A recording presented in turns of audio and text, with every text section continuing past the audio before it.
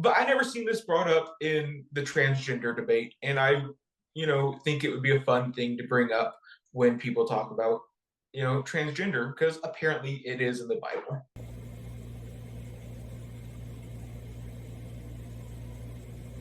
But he ends up in the water anyways, swimming around, and he is swallowed up by a fish. Notably, I see a male fish. Yeah, no, so this is fun. This is one of those fun Hebrew Bible facts that like you can't get in English. So we get the fish mentioned four times, I think.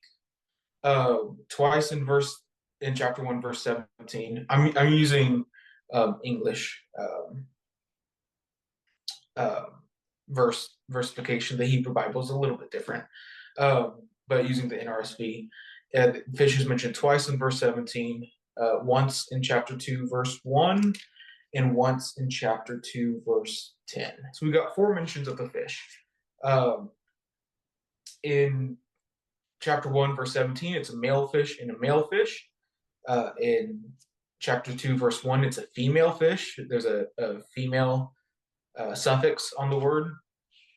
And then at the end, it's back to a male fish. The female suffix is no longer. And it's one of those fun things that, like, I don't know what to do with it. What do we do with this? The fish changes gender. Um, the only ideas I've come across that make sense is that, well, there's three. I have three ideas that come across. One, just for funsies, they said this is a crazy little book. What if we add um, fish that changes gender to it? The second I've heard in rabbinic literature, sometimes they say that male fish swallowed Jonah, and then he spat Jonah into a female fish's mouth, and then that fish spat Jonah into another male fish's mouth. So that's how they get around it. And a third way I've heard people get around it is that we think that chapter 2 is likely a later addition.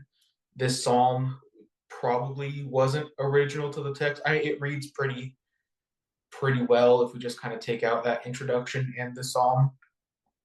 Um, so I would say I lean towards that chapter 2 being a later addition, but it's not for sure. It's not like this is definitely a different source. And perhaps that source used the female ending for the fish. I, But I'm yeah. sure you have thoughts. Um,